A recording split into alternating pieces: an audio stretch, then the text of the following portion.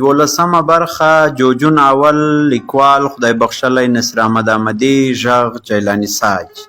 مور یې په خواره خوله وویل قسمت به یې همداسې و. زاڼې یودم چغې کړې هغه سړی تر 500 کلونو اوښتی دی، بله ښځه هم لري. د زوی ژړا مې تر غوږ سوه او له هغه ځایه راووتم. موږک غلی سو. ومې ویل ټوله کیسه راته ووایه. موږک چغه کړه ما. یودم یې زوی له لکۍ ورکش کړ. ور ومې کتل د زوی تیره نوکان یې لا په پلاستیک کې بند و. د موږک مور خپل زوی ته پاتې ډوډۍ ونیوله. زوی یې پر وچه ډوډۍ خپل تیره غاښونه ټینګ کړل، خو لا یې هم ګردې وړې سترګې له غنمو نه اړولې. د موږک مور وویل تر ماخوستنه دلته وم، د لوښو کړپا مې واورېده. ورغلم، په سرای کې لالټین بل و. زاڼې ناولې لوښي پرېمینځل، د جارو تر شا پټ سوم. زاڼې ته مې وکتل، په سرو سترګو کې یې د لاټین رڼا ښکارېدله. وروسته یې ډک تش پرېولي لوښي د اور خونې ته یوړل. پسې ورغلم. زاڼې د ټکري پسکې ته ورلوېدلې غوټه خلاصوله. زړه مې خولې ته راغی. دې د موږکانو د زارو پلاستیکي خلطه پر غولي کښېښوده. کېناسته. د غنمو رنګ شوو دانو ته یې وکتل. یودم یې چغه کړه. زاڼې تر ډېرو وژړل. وروسته سلګیو واخیسته. پورته یې وکتل او لاسونه یې لپه کړل. ما یې غږ نه اورېدو، خو د نجلۍ شونډې خوځېدلې. د هغې سترګو ته مې وکتل، رانجه یې وښکو وهلې وو. بیا یې پلاستیکي خلطه ور واخیسته. ورغوه یې د غنمو له دانو ډک کړ، خولې ته یې وروړ. ناڅاپه کړپ سو. ژر یې ډک غراوی بیرته په پلاستیکي خلطه کې تش کړ، د باندې ووته. ورغلم، پاکټ مې تر ژۍ ونیو او غار ته مې راکش کړ. له چوترې نری غږ راغی. مور یې زاڼې ته په غوسه وه چې په لوږه ویدېدل ښه نه دي. د دوی زګیروی مې واورېد. په خوب کې د پزې وړه سره څوکه یوې بلې خواته کوله. پوه سوم چې د غنمو بوی پرې لګېدلی و. یودم پیالې وکړنګېدې. ورغلم. زاڼه په زارو پسې ګرځېده. د پلاستیکي فرش څنډې یې واړولې. پرېمینځلي لوښي یې سره تیت کړل. تاخچه یې وکته. یودم یې کوکه کړه. د مرچو او مالګو ډبلي یې لاندې راوغورځول. کونج ته غلی کېناسته. بس همدومره. جوجو غلی سو. لرې د بایسکل زنګ وکړنګېد. جوجو د کچالو د بوټي تر پاڼو ور وکتل. په نرۍ لاره کې ډنګر سړی ولاړ و. سړي په لوړ غږ وویل نیکه دې په کور دی؟ نیکه دې په کور دی؟ تواب ورغږ کړ. و خیرت و؟ د حاجي ستار د لور جنازې ته یې غوښتی. کوم ستار؟ سړي پر بایسکل پښه واړوله. په تک کې یې وویل د ړنګ کاریز د کلي. تواب ودرېد. چغه یې کړه کومه یوه؟ د سړي غږ د بایسکل د ټیم له ټکا سره ګډ سو. هغه چې پرون یې په بدو کې ورکړه. جوجو وویل ورک سو. ماخستن تواب د نیکه پر لاسونو اوبه ور واچولې چې بدنۍ کږه سوه. نیکه چغه کړه ړوند یې؟ درۍ دې لنده کړه. تواب غلی و. تره ته یې وکتل. سترګې یې له غوسې ډکې وې. تواب د نورو پر لاسونو هم اوبه ور واچولې. تر چوترې کښته سو. چلمچي یې تش کړ. اوږه یې درنه سوه. تواب په غوسه وویل بدنۍ د ناستې ځای نه و. جوجو په خبرې کې ور ولوېد. بیړه لرم، باید خبرې وکړو. تواب وویل ټول ناست دي، کوټې ته نه سم تللی. له چوترې د پلار له غوسې ډک غږ راغی. له ځان سره مه بونګېږه، سمه خبره وکړه. تواب ورخطا سو. څه مې نه دي ویلي. چوترې ته ور وخوت. غلی کېناست. نیکه یې چغه کړه بلا وبلا د لمانځه ناوخته سو. له دالانه ښځینه وارخطا غږ راغی. چای دم دی، یوازې پیالې مینځم. چوپ په چوپتیا سوه. د تناره له خونې د پیالو کړنګا راتله. نیکه په غوسه وویل که مکله نجلۍ ځان یې زندۍ غرغره کړ، نه د دې دنیا سوه نه د هغې. د تواب غوږ وتخنېد. جوجو وویل ورته ووایه چې دا دنیا خو تاسو ور خرابه کړه. تواب په غوسه وویل چوپ. د تواب پلار یودم چغه کړه خره. سړي چپلکې ته لاس ور وغځاوه. تواب ټیټ سو. چپلکه پر یوه کوچني هلک ولګېده. هلک په چغو د اور خونې ته منډه واخیسته. د تواب پلار لاس ور وغځاوه. تواب یې له شۍ پښې کش کړ. تواب غبرګې سنګلې خپل مخ ته ونیولې. درنه څپېړه یې غوږ ته سیخه سوه. نیکه چغه کړه ما هلک دی. د اور له خونې وارخطا ښځې راووتې. د تواب پلار شاته سو. تواب په ژړغوني غږ وویل په قرآن کې مې نیکه ته ویلې وې. تره یې چغه کړه مخ دې تور. ټولو واورېدل. تواب منډه واخیسته، کوټې ته لاړ، په تیاره کې غلی کېنست. د جوجو خواشینی غږ یې واورېد. وبخښه. تواب وسونګېد. جوجو وویل مه ژاړه، هسې هم خفه یم. تواب چیغه کړه دا وخت نو د پوښتنې و؟ جوجو وویل نن شپه ځم. تواب نیغ کېنست. ولې؟ ټیکیک مې خلاص شو. بیا به دې ووینم؟ نه سم راتلی. دلته د خوشحالۍ خبره نسته، تر دې ځایه د غږ ماشین هم ښه دی، خو تا زحمت را سره وایست، مننه. جوجو ورک سو. تواب له وچو پاڼو د انګورو څو زیړې دانې ورټولې کړې، خولې ته یې واچولې. د پولې پر سر غلی کېنست، شاوخوا یې وکتل. په تاکونو پورې لا یوه نیمه وچه پاڼه باد وهله. تواب چیغه کړه هرری! پسونه د باغ دروازې ته روان ول. تواب له ځمکې یوه لویه لوټه ورپورته کړه. لوټه د دروازې په زنګ وهلې هند چادر ولګېده. پسونه بیرته راوګرځېدل. تواب کېنست، سر یې وځړېد. له ځمکې یو خلی ورپورته کړ، پر خاورو یې څو لیکې وایستې. څنګ ته یې وکتل، یو دم یې چیغه کړه، تر پولې یې ټوپ واچاو، ودرېد، ورمېږ یې کوږ کړ. جوجو زړېدلی سر ناست و. تواب وویل له ما خو دې زړه وایست. جوجو غلی و. تواب وویل څه وخت راغلې؟ جوجو سر پورته کړ. نه اورم. څه وخت راغلې؟ جوجو په لوړ غږ وویل غوږونه مې درانه دي، ستاسو په حساب 3 ساعته د غږ په ماشین کې وم. تواب د جوجو تر څنګ کېنست، هغه ته یې وکتل. په شنه سترګه کې یې پخوانۍ ځلا نه وه پاتې. جوجو وویل د ځمکې د کورې له څنګه تېرېدم را په یاد سوې. تواب په حیرانۍ ورته وکتل. جوجو وویل کور ته مو ورغلم، نیکه دې په کمبله کې ځان پټ کړی و، ټوخلې. بیا مې د اور کوټه درپسې وغوښته، خو هلته هم نه وې. له غوا مې پوښتنه وکړه، ویل یې چې باغ ته یې پسونه بیولي دي. جوجو غلی سو. په ښي اوږده غوږ کې یې ګوته ننیسته، لاس ته یې ټکان ورکړ. ویې ویل په 3 میاشتو کې لوی بدلون راغلی دی. هغه ولاړ فصلونه، شنې پاڼې، رنګارنګ مرغان، هېڅ هم نسته، هره خوا سپېره ده. تواب وویل منی دی. جوجو غوږ ورنږدې کړ. تواب چیغه کړه منی دی. جوجو یو دم شاته سو. ویې ویل دومره هم نه. غلی کېنست. ویې ویل سزا یې راکړه. تواب په حیرانۍ ور وکتل. ولې؟ نه یې منله، ویل یې چې دا هر څه دروغ دی. تواب وویل څه؟ تحقیق یادوم، د منلو وړ نه ورته ښکارېدو. تواب په حیرانۍ ورته وکتل. جوجو وویل تحقیق مې معلم ته ور وسپارو، خوشحاله وم، د ښو نمرو تمه مې درلوده، خو په سبا یې د مکتب ادارې ته ور وغوښتم. د مکتب مدیر او معلمین په غوسه ښکارېدل، ټول په یوه خوله ول چې تحقیق دروغ دی. حیران سوم. د وضاحت غوښتنه مې وکړه. د ستورو پېژندنې معلم ولاړ سو. ویې ویل مدیر صاحب زه تېر کال ځمکې ته تللی وم، ډېرې برخې مې ولیدې، اوسېدونکو یې سم ژوند درلود، په مینه پوهېدل، له یو بل سره یې همکاري کوله، خپل وطنونه ورباندې ګران وو، غلا نورو ته په سپکه کتل، ظلم او وحشت یې بد یاداوه. ما په ځمکه کې داسې څه ونه لیدل لکه جوجو چې لیکلي دي. جوجو غلی سو، سر یې وځړېد. ویې ویل د ځمکې په کره کې مې د افغانستان نقشه ور وښوده، خو یوه هم باور نه کاوه. د اخلاقو استاد له مدیر نه د پوپو د راوستلو اجازه وغوښته. پوپو تر ما یو صنف مخکې دی، په درس کې مثال نه لري. 3 پرلپسې صنفه یې د فکر پاڼه جایزه وړې. پوپو راغی او په احترام ودرېد. د اخلاقو استاد مدیر ته وکتل. پوپو تېر کال ځمکې ته تللی و. په تحقیق کې یې مختلف هیوادونه یاد کړي دي. که مو اجازه وي نو زه به له پوپو څخه څو پوښتنې وکړم. د مدیر شنه سترګه ورپېده.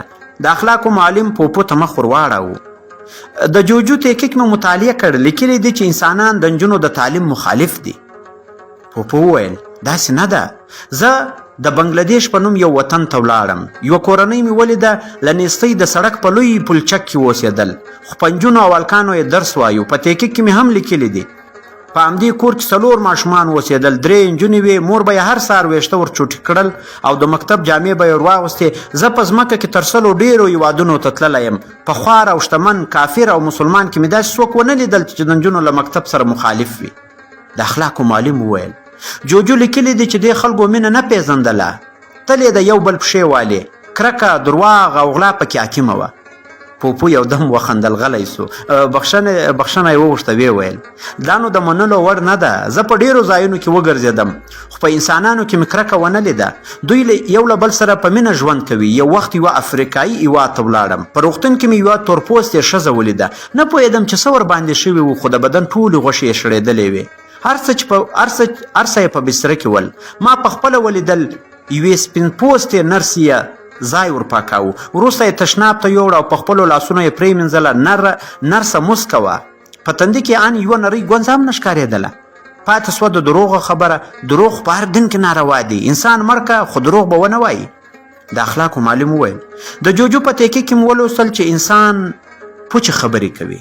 پوپو وخندل. نه یې منم. ما د ډیرو خلکو خبرې واورېدې. غټه غوسه یې وبخښئ ټکی دی. د اخلاقو استاد بله پوښتنه وکړه. د قسمونو په اړه یې څه وایې؟ قسم خپل شخصیت ته تاوان ګڼي. انسان په دې باور دی چې رښتیا خبره قسم نه لري. استاد وپوښتل. جوجو وایي چې د ځمکې خلک په خپل سر یو بل وژني. نه، هر هیواد خپل قوانین لري. دوی محکمه ورته وایي. د قاضي په نوم یو څوک پریکړه کوي، خو پریکړه یې هم هوایي نه ده. تحقیق کوي، شاهدان غوښتل کیږي، او که څوک مجرم وپېژندل سي د هغه جرم په کتلو سره سزا ورکوي. ما په ډیرو ملکونو کې تحقیق وکړ. خوار او غریب ټول خپلو قوانینو ته احترام لري. یوه ورځ مې یو ځای د انسانانو ګڼه ګوڼه ولیده. ورغلم. یوه وړه نجلۍ د موټر تر ټایر لاندې وه. مور یې بدې ورځې کولې، زړلې، خو موټروان ته یې څه نه ویل. امبولانس راغی، د نجلۍ مړی یې یووړ. د پولیسو موټر ودرېد. موټروان پخپله روان شو. د اخلاقو استاد وویل. د ځمکې خلک له حیواناتو سره څنګه رویه کوي؟ پوښتنه یې مه کوه. هېڅوک حق نه لري چې کوم حیوان ته ضرر ورسوي. ښکار بند دی. ان په ډیرو سیمو کې د حیوانانو د اوسېدلو ځایه جالۍ راګرځولې دي. د اوسېدو له ځایه جالۍ راګرځولې دي. انسانان ویره لري چې موټر یې ونه وهي. دوی له حیواناتو سره مینه لري، خوراک ورکوي او ډاکټران یې ورته ټاکلي دي. دوی په حیواناتو ویاړي او له ډیرو لیرو سیمو څخه نور خلک د لیدو لپاره ورځي. ما په خپله ځینې افریقایي هیوادونه ولیدل. ډیر عاید یعنې پیسې له همدې برخې پوره کیږي. د اخلاقو معلم وویل. خو د جوجو تحقیق هغه څه نه دي چې ته یې وایې. پوپو ما ته وکتل. د اخلاقو معلم وویل. یوه وروستۍ پوښتنه. جوجو ادعا لري چې انسان خپل پل، سړک، مکتب، د برق پایې له منځه وړي. انسانان په وطن پالنه کې څنګه دي؟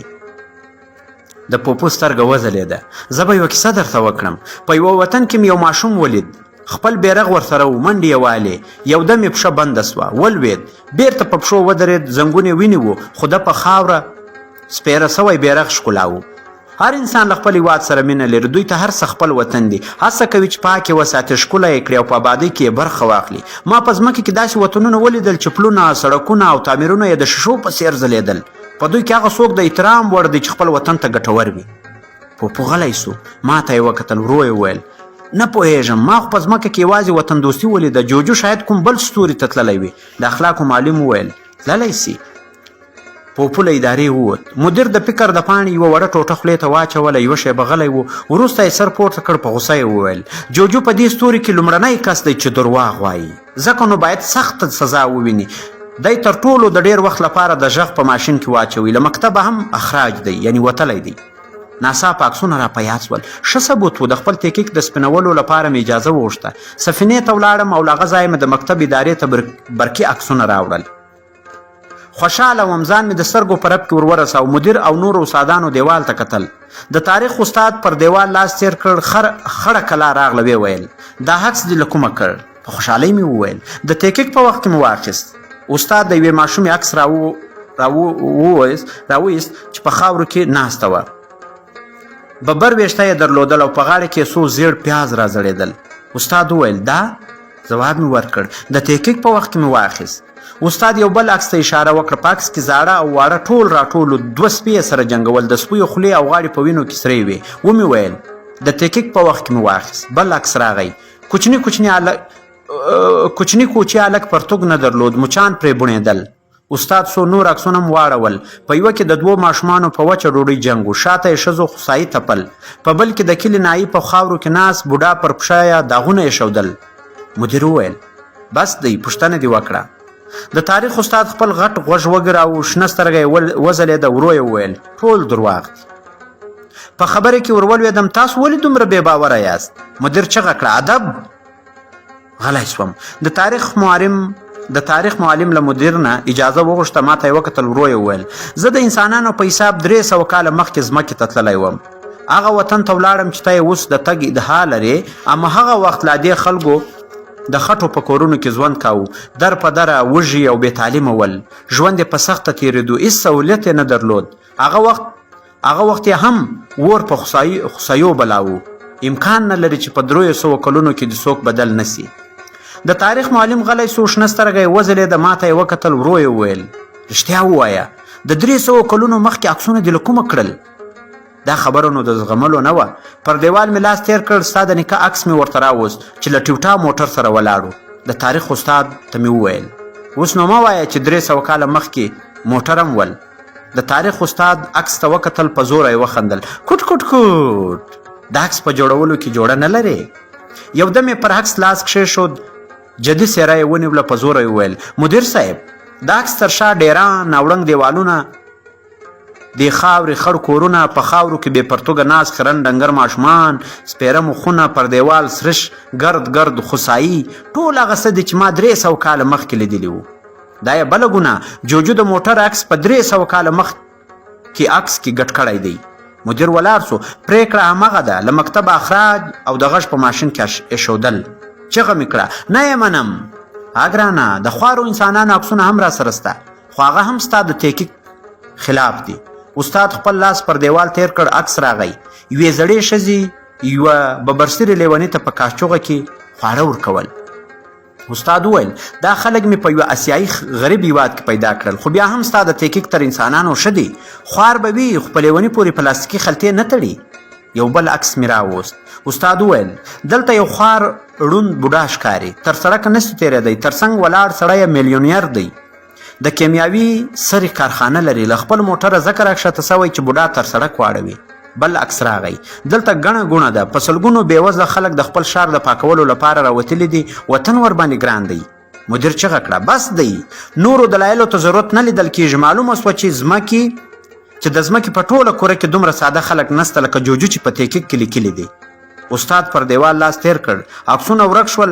ما ته یې وکتل، ورو یې وویل په خوارو او غریبو دواړو کې مې نیمایي عکسونه په مسلمانو هیوادونو کې اخیستي وو. جوجو غلی سو. تواب ته یې وکتل، ویې ویل د غږ د ماشین سزا مې تېره کړه، خو له مکتبه پاتې کېدل راته سخته وه. پلار مې ورغی، مدیر ته یې خواست وکړ چې زوی ته مې یو بل چانس هم ورکړه. جلسه کېنسته، ویې منله، اوس یې له سره په تحقیق پسې رالیږلی یم. تواب په خبرې کې ور ولوېد دلته تحقیق کوې؟ جوجو وخندل. ها ګرانه بیا مې مه شرموه. ورک سو. دا وه د جوجو ناول اخرنۍ برخه، اخرنۍ حصه چې تر تاسو پورې م در ورسول. په دې هیله چې له دې ناول څخه به تاسو پوره استفاده او خوند اخیستی. ډېره مننه.